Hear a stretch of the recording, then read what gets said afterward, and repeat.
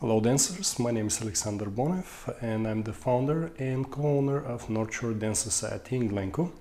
In today's video I'm going to talk about international rumba. We will be discussing forward and backwards walk as well as cucaracha.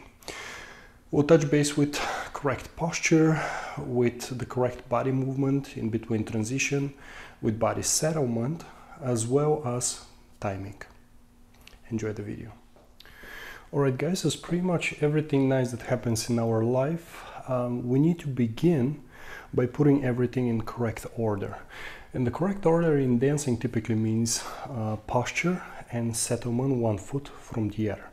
So with that being said, let's discuss the correct posture in international rumba, as well as pretty much every international or American rhythm dance for that matter. Now, for the purpose of explanation, I'm going to stand on the left foot and my right foot is going to be behind me. And first and most important is you always need to be extremely clear where your body weight is.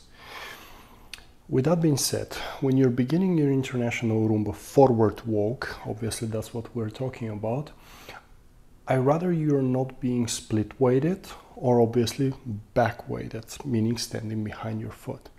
Okay, now if you're dancing as a leader, or typically that will be the man, you want to make sure that you're on the front foot of yours. Okay, so first thing is that. Now ladies, in your case, very often international rumba, probably 95% of the choreographies will be starting with you standing on the back foot. Okay, with that being said, if you're standing on the back foot, you want to make sure that you're fully stretched. Okay, so the fetus itself should be extended, hyper extended if you wish, right? And again, now from here, besides being clear on which foot you are, you want to make sure that the shoulders are well pushed down. Okay, so this is the very same for the female and the male dancer. So the shoulders are pushed down. We're looking to see a very long neck, and let's discuss the eye level versus head position. Now when we're talking about head position, you may have heard from your teachers in the past, head up, head up, head up. Now when they're talking about head up, they're not referring to pulling your neck backwards and destroying your line. What they're referring to is most likely the correct eye level. With that being said, if you're looking straight up, right, most likely the eyes of your partner, if you're a teacher, if you're a student, you want to make sure that you're not looking down. As soon as you look down, you can see that my head is obviously being dropped down. If you can see your feet, there's something wrong with your head position. So you want to make sure that you look straight up. The second thing, when your eyes are looking at your partner, you want to make sure that when they tell you head up, that this ain't happening. Now this, if you can look at from another angle, this is already incorrect. The reason for that is because my shoulders are pushed behind me, number one, and second thing is what ends up happening, my neckline is already curved backwards, so you don't want that to happen. Now we talked about the shoulders down, head aligned with the spine, eye level looking at your partner, most likely clear weight, so it's extremely important. I'm making a big deal of it. Next thing, your hip flexors needs to be very well aligned. We're not looking for a square position, because when we're moving, I'll talk about it in the future, when we're moving there's always a hip rotation, so we're not looking for this. For example, this is square and it's not good. It's fine only in between transitions. Okay, now you don't want the hip flexors to be behind you and you don't want them in front of you. Okay, you have to have a sense of tucked in, right, in between the inner thighs. We're obviously compressing throughout, but you don't have to over exaggerate it. Okay, because as soon as you start moving, everything has to feel quite natural instead of over exaggerated. There will be plenty of things that you will have to expand in terms of knowledge and body movement. So there's no reason initially when you're starting to be stiff, for example. Okay, I would like to give you a couple of examples of very much so incorrect posture and what you should not do. For example, ladies, when you're standing, let's just say on your back foot, in my case, I'm standing on my right foot. If you do this, for example, you're already being pulled backwards. You may be thinking, oh, I have that great posture, my head is up, I'm looking up. But if you look carefully, you'll see how my shoulders are pulling me backwards and my head is already kind of the same thing. This is called so-called back weight position. You don't want to do that. You would like to straighten up, pull underneath the rib cage and stand rather vertical. There's a very nice foot pressure over my supportive foot, which comes to be the left foot in this case. Now, gentlemen, so very much so incorrect position is over-exaggerated forward poise. I'm sure you have heard that forward poise in the past. Now, the forward poise doesn't necessarily means push over the foot. Now, this is already surpassing the foot, which would be incorrect. Okay, now with every step of mine, it will feel like I'm falling and I'm trying to catch my weight. So you don't want to do that. Instead, what you want to make sure is that you're right about in between the bow of the foot and the middle of the foot when you're standing. Okay, this will create a much stronger position, especially for the male dancer in the beginning of the dance. Now, since we have discussed the correct posture, the correct weight and so forth, I think it's time for us to discuss the forward walk. Okay, so when we're dancing the forward walk, and this is really the same for the lady and the gentleman, you want to make sure that again you're well aligned before you commence. When you're commencing the forward walk, for this exercise my right foot is behind me and I have my weight on the left foot. When I'm commencing, the first thing that I do is I'm rotating the hip underneath, which brings my right foot right together. So if I do it one more time, as you can see, if you focus on my hip flexor, I'm rotating it underneath. And now this is the point number one that I would like to explain. This is called a hip settlement. What ends up happening is I have a settlement over my left side. When the right foot is free to move, I can settle only on the left side. If I am dancing it with, let's just say, the left foot moving forward, of course it happens the opposite action going to the right side of mine. So as soon as I release the left hip of mine forward, you can see how the left foot is coming, and what ends up happening is I'm compressing from this hip and this lat down. So with that being said, this is compressing down, and now the left foot is fully free to move forward or backwards. It depends on the movement. In our case, obviously, we're striking to move forward. So I'll do it one more time from a different angle and I'll explain again. So I have the right foot free. My body weight is on the left foot and I'm going to take a forward walk movement. So release the hip, settle. As you can see, this side of mine is kind of compressing down. From here, what I'm going to do is with the right foot of mine, I'm going to strike forward. When I'm striking forward, okay, when I'm striking forward, I'm allowing the foot to do a so-called check and then the body arrives. With that being said, and step forward. And I'm going to do the same movement going with the left foot and step forward. A little bit of timing, and I'll explain something about the so-called N in between beats. And 2, and 3, and 4, 1. Okay, as you can see, I do have those ends in between beats. When you're listening to the music has a staccato and a legato piece. Now, the staccato piece is the strong action, is the strong drumming that you hear, right? Those are the moments when the foot typically strikes. The legato gives opportunity and time to your body to develop in between movements. So if I do it again, and 2, and 3, and 4, and 1, and 2. Now, when we have that 1 coming into our rumba walk, I do suggest you get used to holding it. It's perfectly fine if when you're practicing your rumba walk, simply the rumba walk, if you're going in between and if you're stepping with every single step of yours and if you're not acknowledging the fact that the music tells you 1. But if you get used to holding that 1, you'll be much aware when dancing your routine that most likely you should either be rotating on count number 1 or probably not do much, but just settle on one side to the other, as well as 1 will typically give you a bit more opportunity for different actions. And one more time, the rumba walk.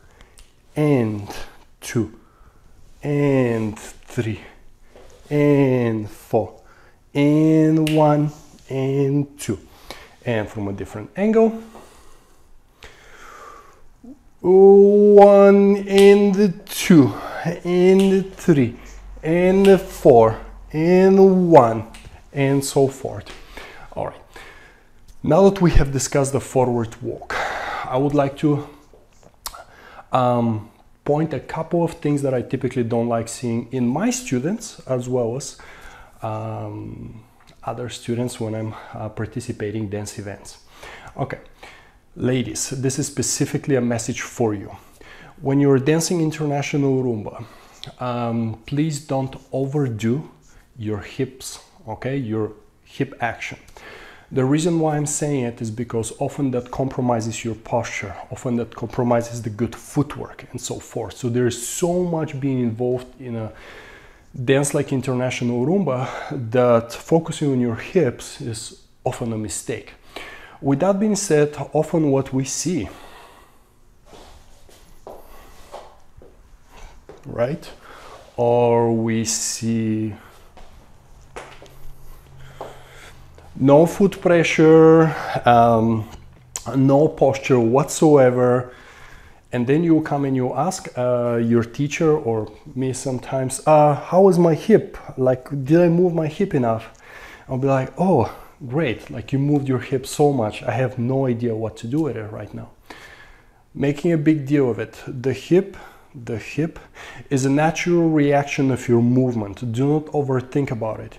You may exaggerate it over time as you progress your knowledge. With that being said, when you're moving forward, okay, I would personally right now, I would not try to add any sort of hip action and just watch what will happen. Do you see how the hip as itself, as soon as I commence the movement, already starts moving. So I don't need to overdo much. Now, once I strike forward, what I'm going to do is, if I have the knowledge, ability, and experience, I may try to over-exaggerate that rotation backwards. Okay? But I don't have to do it. That would not make me a better dancer. That would simply affect the movement after. So please, please, please focus on everything else but your hip. Alright, ladies and gents, now that we have discussed the fundamentals of our dancing, the things that are very important for us, especially when we're beginning a movement and obviously in between transitions. We also talked about the forward walks. Let's talk a little bit about how to increase our flexibility when dancing. Now, I'm going to give you a standing exercise. The exercise would not require much space, so with that being said, you can easily practice in an extremely small space of your house. I need you to practice that every single time when you're starting your dance lesson. So with that being said, I would strongly recommend you being a couple of minutes earlier and making sure that once you're fully geared with the dance shoes and dressed up correctly, that you are exercising this particular movement. Now, and this will increase the flexibility in your body and it will allow you having a better settlement action, okay? And you'll be able to expand everything that you're trying to do with your body, okay? The feet need to be together, which is great. So the feet are together. And arms are slightly lifted. Do not overlift your arms. So even when you hear your teacher, your arms are down, your arms are down, your arms are down, it doesn't mean that you have to do this, because now you have no neck and your shoulders are as lifted as it gets. The next thing, and the exercise works rather simple. So I'm going to put all my weight over my left foot in this case. With that being said, I'm fully settled over the left side of mine. The right foot is free, as you can see. And what I'm doing is I'm pushing this side down towards my hip. So ultimately my hip and my left side are kind of pushing down. Now, while pushing down, as you can see, I'm not tilting my head to the left. Instead, I'm keeping the head well aligned with the spine. So again, I'm pushing down without necessarily moving the head to the left. The next thing that I'm going to do is I'm going to change weight, and I'm going to lift the right side of my hip and push down through this lat, right? So ultimately I'm trying to push down through the right side of mine. And then I'm going to reverse and reverse and reverse and reverse. Okay? Now, what you will feel is that the hip flexor is going slightly out, the one that you're trying to push and compress to.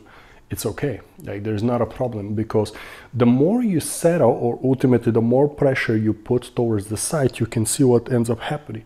My hip does go side. It's your responsibility trying to lift it a little bit.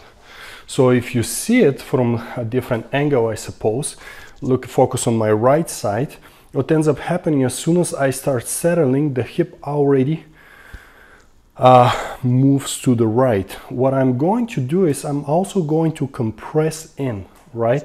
So I'm kind of compressing down, and I'm pushing this side as well. So all of this is kind of scrambled, which is good. And then I'm going to transfer to the other side, and 2 and 3. Now, this is not an exercise for the figure number 8 for any meaning. The only thing that we are trying to achieve right now is flexibility and usage of the back muscles. This is around the middle and the lumbar as itself. Okay, if you would like to engage the upper back muscles a bit more, I would strongly suggest you closing the shoulder blades. Closing the shoulder blades is simply going to open the sternum. As you can see right now, my chest is a bit open because I have closed my shoulder blades.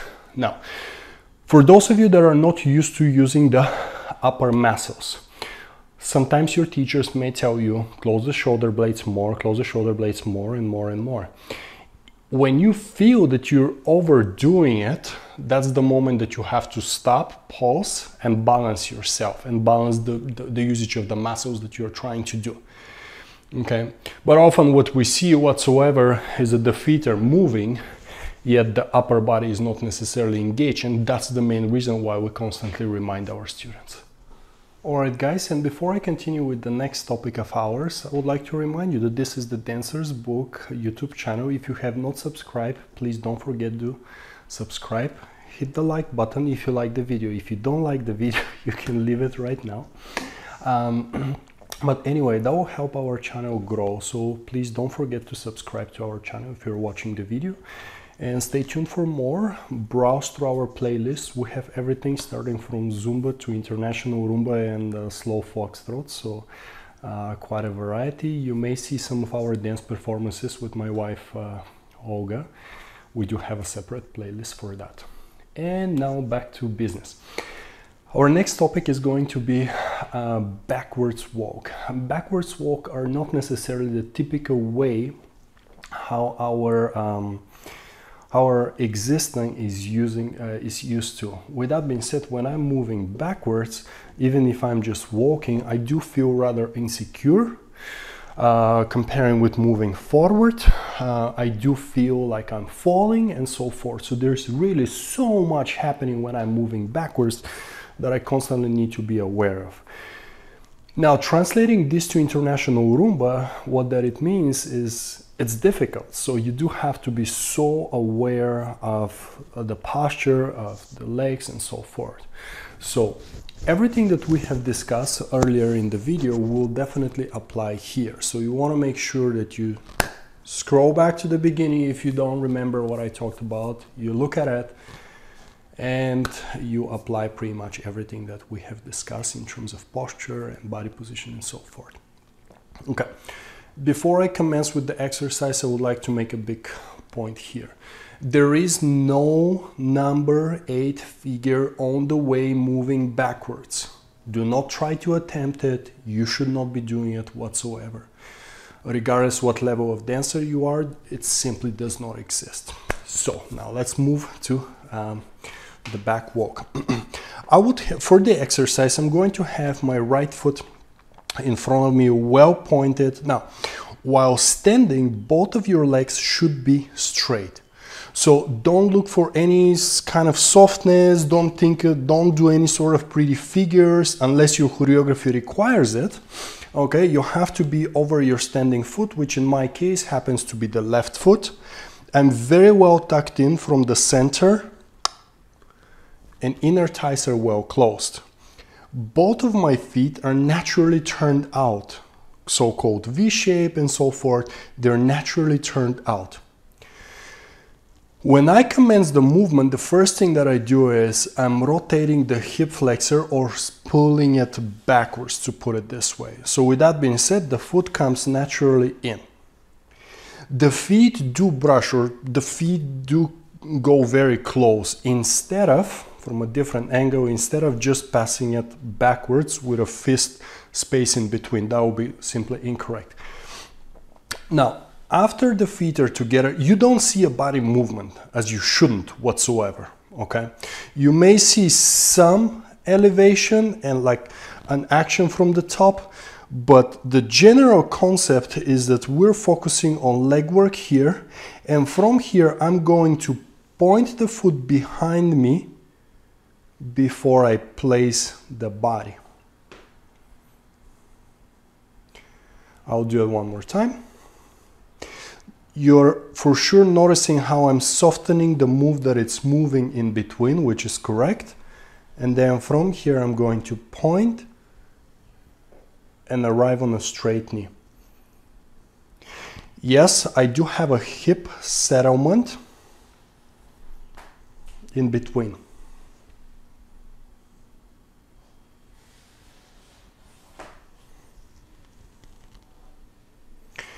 In order for my body to remain balanced while trying to step backwards with my legs, I do have a slightly forward poise.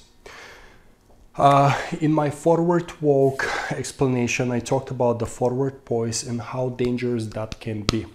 Sometimes we strike for a more and more forward poise, but the truth is that the forward poise simply needs to be aligned in between the ball of the foot and the middle of the foot. With that being said, when you're doing a forward poise, I will do something very much so incorrectly for the purpose of explanation.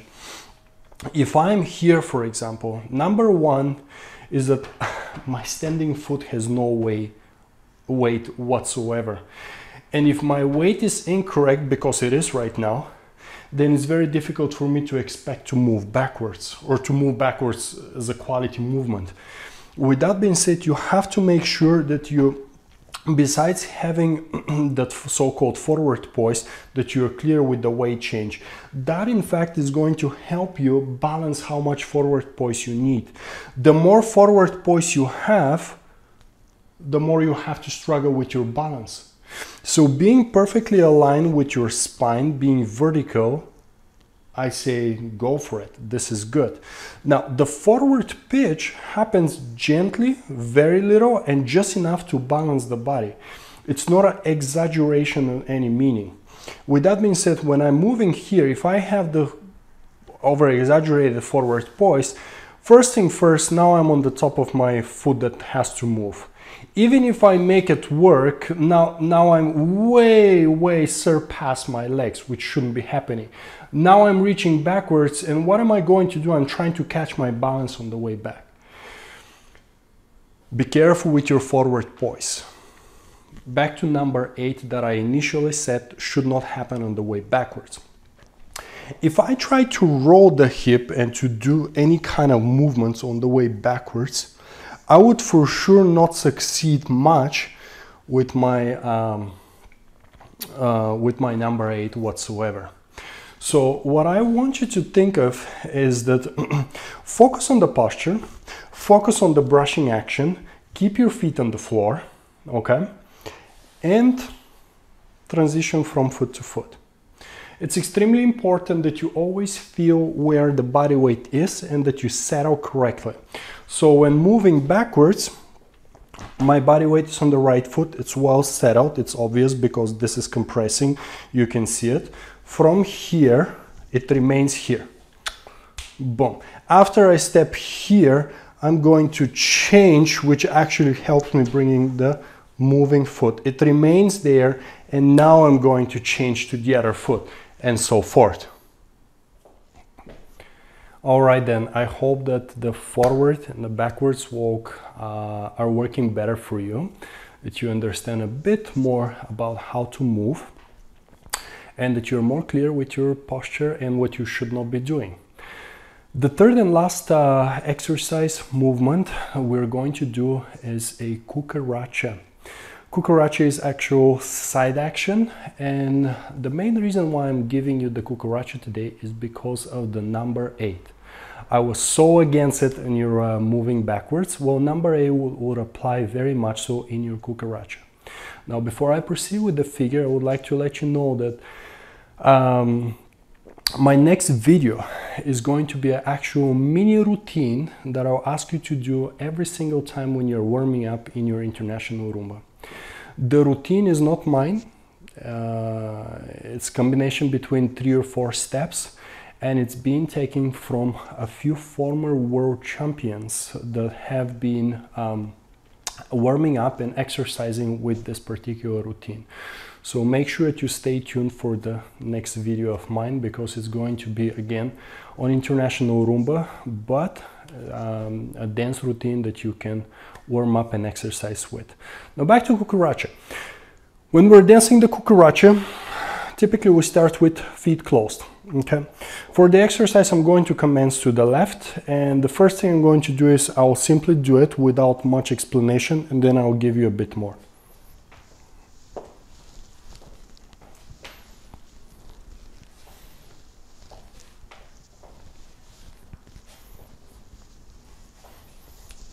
And a different angle. Pa, pa, chick, wa, pa, chick, chick, chick, pa, pa. Good.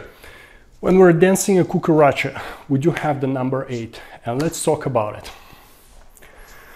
The number 8, ultimately, if you simply visualize that, it's literally placing a figure 8 in the floor and executing it. So ultimately you go forward with the hip, you're rotating the hip, then you go back, middle, which is typically your settling action, and then you execute the very same second half of that number 8 to the other side. It doesn't matter if you're starting to the right or to the left, it just makes no difference whatsoever. And very slowly. 2, 3, 4, change weight. 1, 2, 3, 4, 1. Feet first. The feet react on the body action, but what they should not do is they should not be overdone. With that being said, if you're focusing on the body and if your foot is shaking underneath, you're in trouble with your balance. Okay. Next thing, the posture is not being compromised by trying to overdo something that should happen rather naturally. I'm saying that specifically for the ladies. Ladies, if you're trying to overdo your number 8, you'll be struggling in between positions. So I'm going to go to the right first. I'm dancing my check just like if I was to move forward, for example. I'm dancing my check while arriving on the foot. From here, I'm going to settle, right? So I have a compression here while commencing forward and around. Now I'm releasing the hip while pushing here and this will maintain throughout. From here, I'm going to compress down. This is where the compression happens, and I'm bringing the foot underneath to dance a weight change, which is going to compress through here. From here, with the left foot, I'm going to point and step, arrive on the foot, commence the compression through this side, which would allow me to roll the hip forward and then back. From here, I will arrive, and then I will pull the foot underneath. And weight change.